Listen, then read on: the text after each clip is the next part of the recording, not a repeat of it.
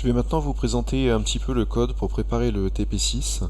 Donc je vous présente le code dans l'état où il vous est fourni pour vous montrer où est-ce qu'il faut commencer à travailler et qu'est-ce qu'il faut faire exactement.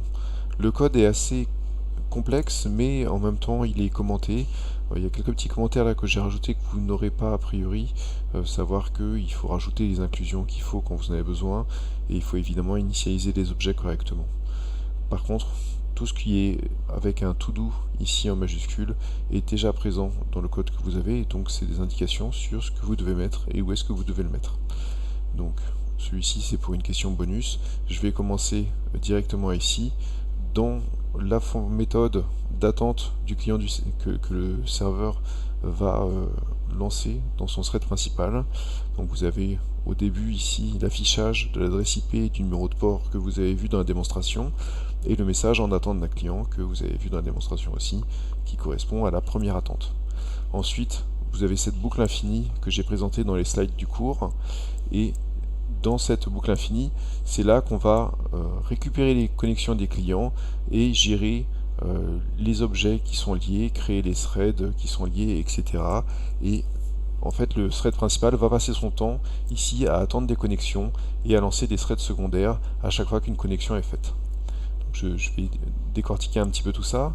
D'abord, on va créer un objet qui va permettre de stocker des informations liées au client qui vient de se connecter quand un client se connecte. Donc, au départ, cet objet n'est pas instancié, c'est-à-dire qu'il n'y a pas de connexion liée à l'objet. Il y a une variable socket qui est créée dans cet objet, mais elle n'est pas connectée initialement. C'est au moment ici de la connexion TCP qu'on va passer la socket de cet objet directement pour pouvoir avoir une connexion effective et avoir le socket de transfert associé à cette connexion. Une fois que la connexion est faite, il va falloir ranger l'objet dans la map, en faisant attention à l'exclusion mutuelle évidemment, puisque la map est un objet partagé qu'il va falloir protéger. C'est pour ranger cet objet-là que l'on a indiqué dans le cours les interactions avec la map en fournissant des exemples de code. On peut ensuite vérifier qu'on peut encore accéder aux informations du socket de transfert en affichant les paramètres IP du client sans passer par la map, en ayant ici récupéré en fait un pointeur vers l'objet client connecté et en utilisant directement ce pointeur à cet endroit ici. On peut ensuite donc utiliser toujours le pointeur pour envoyer au client son numéro, l'information du nouveau numéro. On pense bien à modifier à chaque fois le nouveau numéro pour la connexion suivante, en incrémentant en fait les numéros.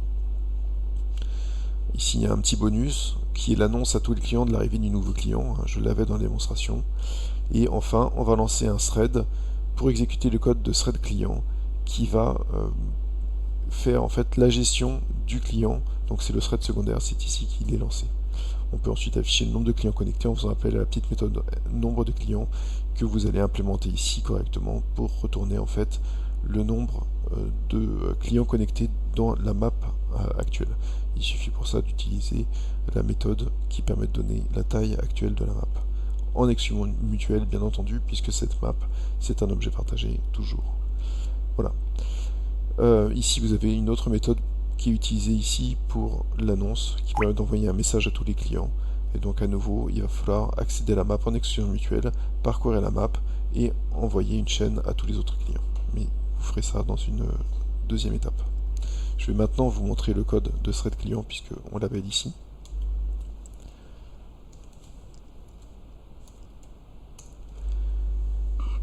Donc on voit dans ce code que l'on a donc le démarrage d'un thread, vous avez vu ce message là dans la démonstration, et ici un bloc try catch qui va permettre d'exécuter du code dans lequel on s'attend à recevoir une exception, avec une boucle infinie ici, et l'exception permettant justement de sortir de cette boucle infinie while true. Donc on va recevoir ici une chaîne de caractères, il faudra coder avec la bonne méthode pour bien recevoir effectivement une chaîne de caractères envoyée à l'autre extrémité du socket de transfert, et ici afficher donc les informations reçues dans cette chaîne de caractères. Ensuite, il faudra envoyer ce message vers tous les clients avec donc le numéro du client qui a reçu le numéro du client qui avait envoyé le message. On est toujours du côté serveur, c'est le thread client CPP, c'est un fichier du serveur. Donc le serveur reçoit sur le thread secondaire dédié à un client une chaîne. Il affiche que le client dont le numéro est celui lié à ce thread a envoyé un message et il envoie ce message ensuite vers tous les autres clients. Voilà.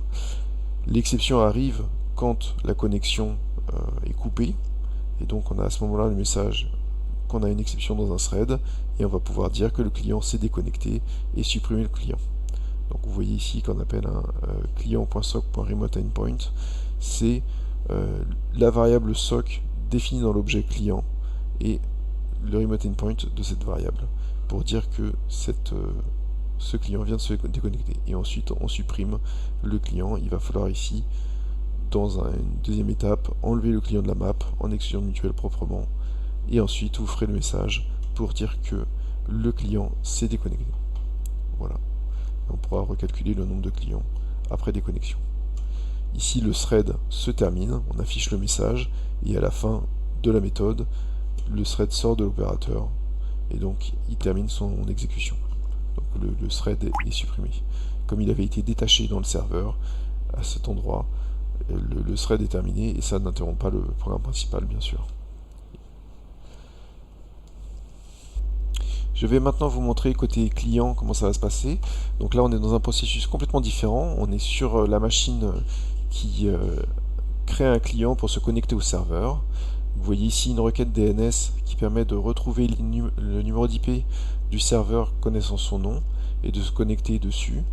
Et ensuite, une fois qu'on est connecté, vous allez récupérer le numéro du client du serveur. Donc la première communication, c'est du serveur vers le client. On va recevoir ici le numéro. Il faudra mettre ici, bien sûr, la bonne méthode pour recevoir le numéro.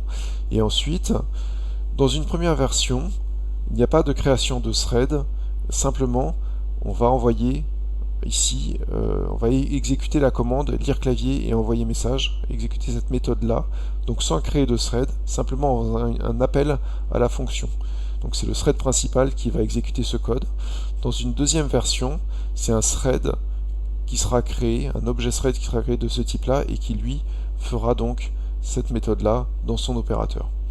Et il y aura un deuxième thread réception, qui permettra de recevoir des messages du serveur et les afficher à l'écran. Donc dans la deuxième version, on fera un join pour que le thread principal attende la fin des threads secondaires et ne sorte pas immédiatement, puisque si il sortait ici de son exécution, le thread principal se terminerait et terminerait donc de facto les threads secondaires. Donc on est obligé d'arrêter le thread principal à un moment donné. Et en réalité, les threads secondaires, il y en a un qui fera un exit quand ces conditions d'arrêt se produiront, soit parce que au niveau du réseau, la communication a été coupée avec le serveur parce que le serveur a été interrompu, soit au niveau de la lecture du clavier, l'utilisateur a fermé l'entrée de lecture du clavier et donc le thread associé se terminera. Je vais donc maintenant vous montrer le thread lecture en premier, puisque c'est le premier que vous allez mettre en œuvre. Donc dans le thread lecture, vous avez cette méthode ici qui permet de lire au clavier et d'envoyer des messages. Il y aura un prompt d'afficher, un simple. Donc là vous voyez que c'est une boucle infinie, celle-ci n'est pas dans un bloc try catch, puisqu'on va sortir de cette boucle grâce à un break à un moment donné dans la boucle.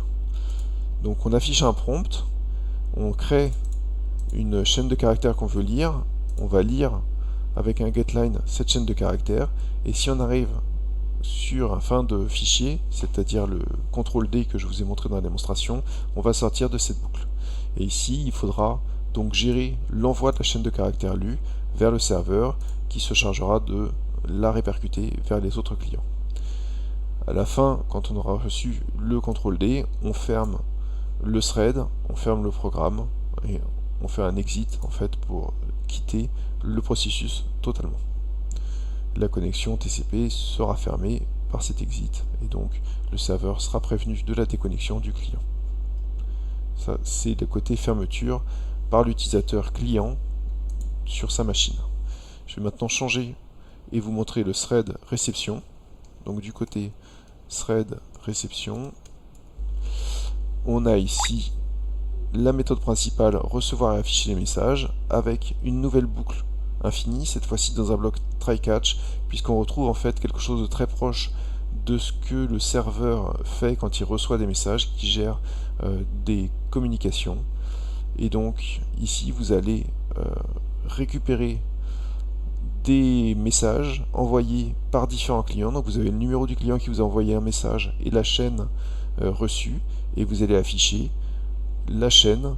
Si le numéro est 0, c'est le serveur qui l'a envoyé. Si le numéro est plus grand, c'est un client, et donc on affichera le client numéro A10 et on affiche la chaîne. Voilà. Et à chaque fois qu'on a fini, on réaffiche le prompt, bien sûr. Quand la connexion réseau est coupée, on affiche que la connexion réseau est coupée, et on termine le programme et on fait un exit 0 pour sortir du thread principal. Voilà. Bon courage.